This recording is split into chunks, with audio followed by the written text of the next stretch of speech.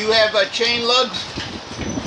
No, there's no, I don't think we have a problem. Okay, sounds good. Yeah, I don't really have a place to look.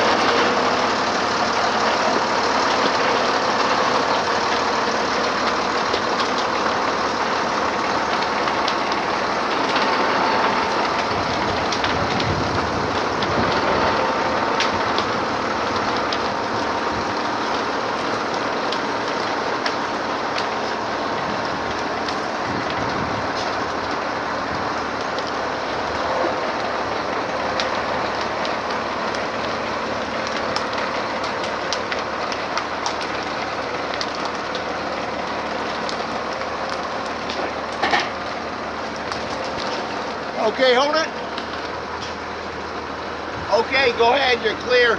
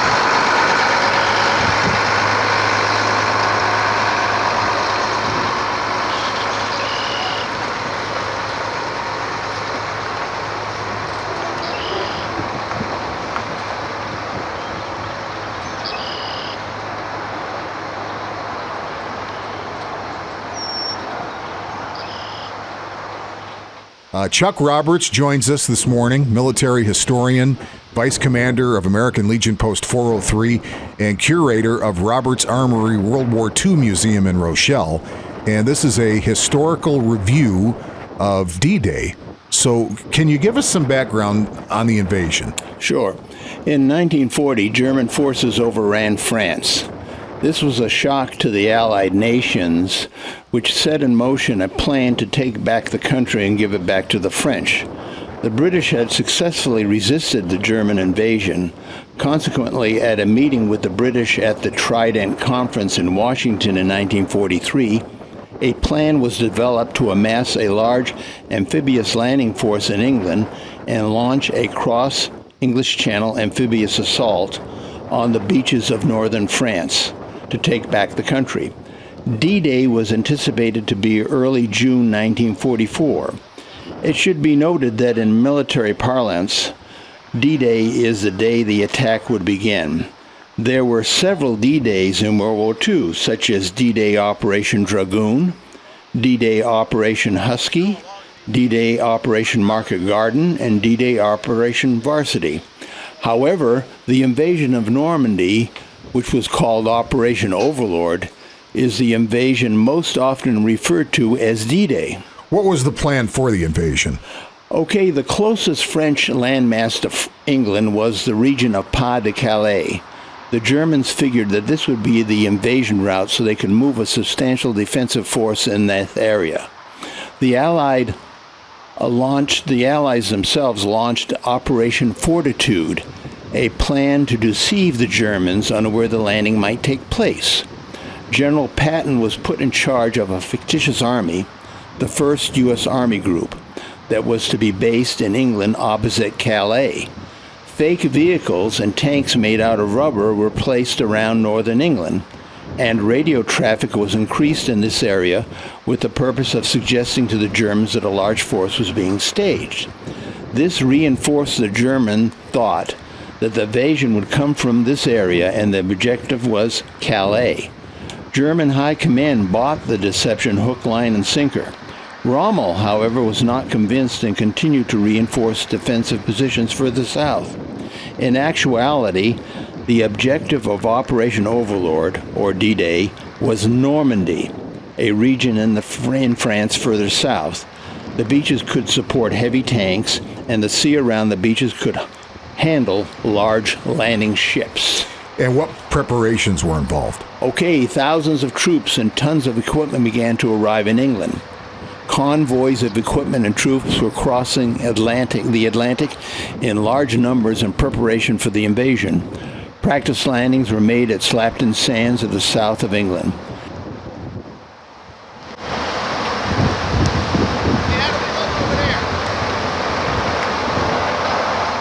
Many U.S. soldiers were housed in the personal homes of English citizens.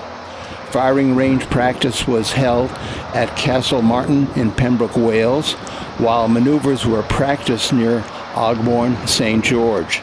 There were so many Allied troops and tons of equipment in England that many English people said that the island was beginning to sink. So now we get into the execution of D-Day, the D-Day plan. So how did that progress? The launch date D-Day was scheduled for June 5th, 1944. This was the best time for favorable tides that would facilitate unloading of landing craft. The landing craft sailed and awaited the order to proceed to the landing. However, a storm had brewed up, and the weather conditions made any landing impractical. Meanwhile, many of the personnel waiting for the order to land were in landing craft getting seasick on the rough waters of the English Channel. Eisenhower had to postpone the operation for at least a day. The following day, June 6, there was a forecast that the storm would subside slightly, and since they would have to wait at least a month for another favorable tide condition, Eisenhower gave the word to commence with the operation. His speech to the troops started with the words, "You are about to embark on the Great Crusade." On June 6, airborne troops and glider-borne troops moved inland. As the morning broke, 5 beaches started to receive the amphibious force. Utah and Omaha beaches were assigned to the Americans. Sword and Gold beaches were assigned to the British. Juno Beach was assigned to the Canadians. All assault troops made the landings and advanced inland with the exception of the Americans at Omaha Beach. The Americans were expected to encounter a German regiment defending the cliffs of the beach, but in actuality it was an entire German division. The casualties were high, more than all the other 4 beaches combined. But perseverance and individual heroism resulted in a breakthrough and final capture of the beach and in the inland areas. Allied casualties were at least 10,000, with over 4,000 confirmed dead. Over 160,000 troops crossed the English Channel on D-Day. Adolf Hitler believed the Normandy landings to be a diversion, and that the main invasion was at the Pas de Calais. This delayed German reinforcements, which helped the Allies to readily consolidate positions inland. Also, Rommel had returned to Germany, and other commanders were attending conferences, figuring that no invasion would occur in such bad weather. This was a disruption to German command, which added to the delayed German response. And what was the result? The result was the Allies gained a foothold in northern France, which led to the breakout across France to the German border. Mobile harbors called mulberries were brought in to handle a large amount of supplies required for an army to traverse northern Europe. This opened up a second front in Europe, which took pressure off the Russian allies fighting on the Eastern Front. The Normandy landings were the largest seaborne invasion in history, with over 5,000 landing craft, 289 escort ships, and 277 minesweepers.